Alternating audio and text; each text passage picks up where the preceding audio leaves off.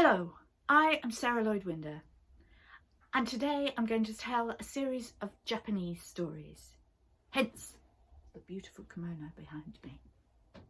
And I'm starting with a story about Japanese gods.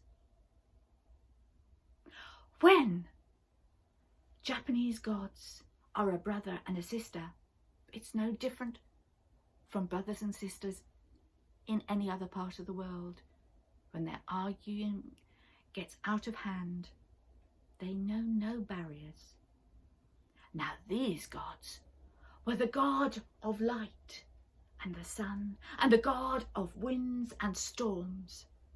And this brother and sister had an enormous argument that tumbled out of control around the world, until he, throwing a storm, killed one of her handmaidens, and that was the last straw. And the god of the sun and the light turned her back on the world, marched up to the top of a mountain, went into the deepest and darkest cave she could find, rolled across an enormous stone, and hid herself from the world.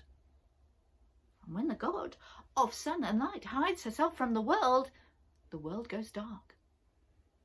So all the other gods came scrambling up to the top of the mountain, and they had a meeting, and they elected one member to go and talk to her.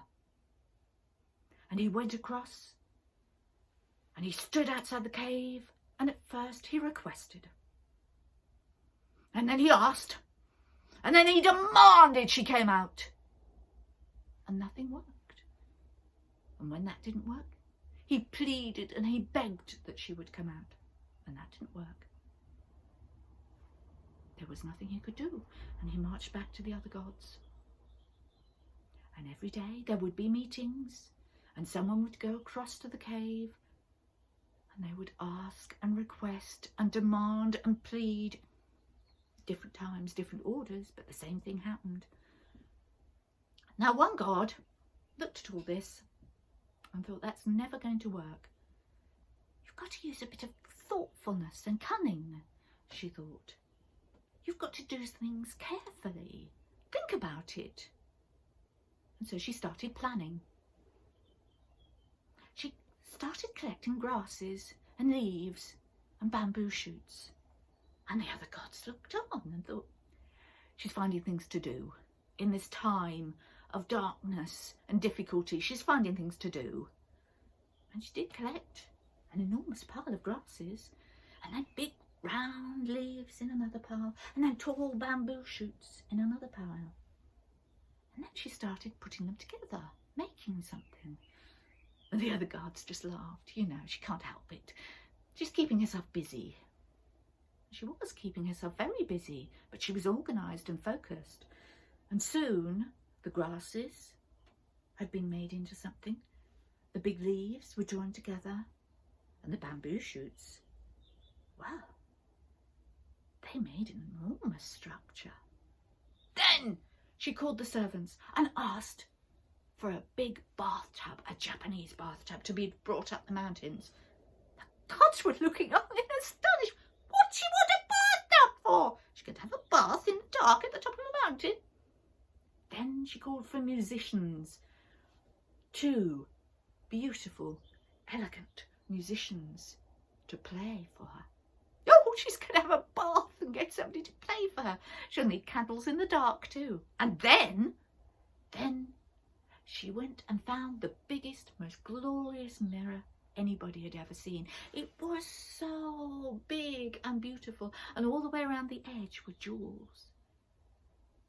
And they glinted, and they made the light of the mirror look so beautiful that anybody who looked into it could only look further and deeper inside, because it seemed to soften and glow their image.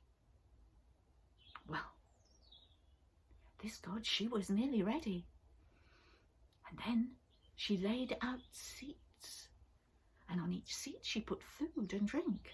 And of course, the gods, well, I think it's time for a break. We may as well sit down. And she turned over the bath, and there it was, like a stage in front of them. Oh, they said, we're going going to have a show. Perhaps the musicians are going to leap on top. But no, for Uzume, the little god, put the grass around her like a skirt. Then she put the big leaves on the top like a cloak, and then the great bamboo structure went on her head, and she climbed onto the top of the bath, overturned as a great big stage, or a tiny little stage really, but she made it feel immense and important.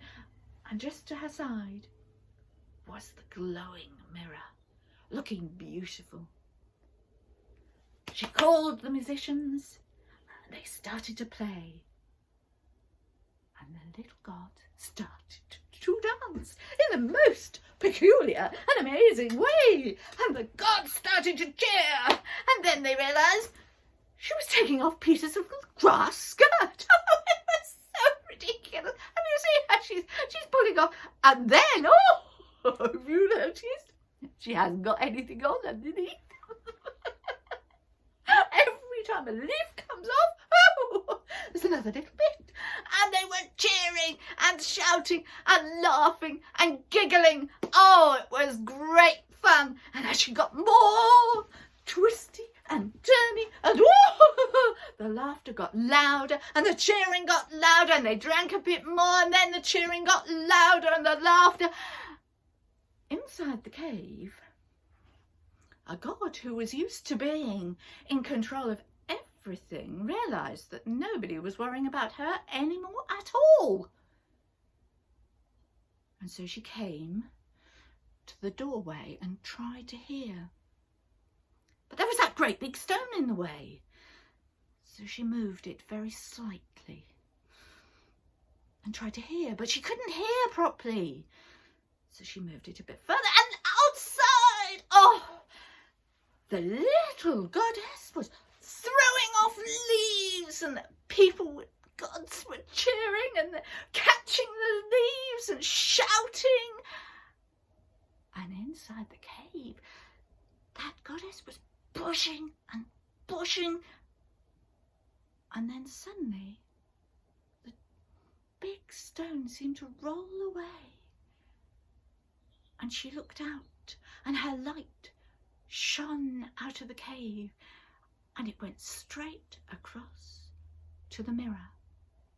And there, in that beautiful mirror, with the jewels round the edge, was an amazing picture of the goddess of light. And out she walked back into the world, and the gods turned round, and they didn't know who to applaud more, the goddess for coming out and saving the world, or the little goddess who had danced so outrageously.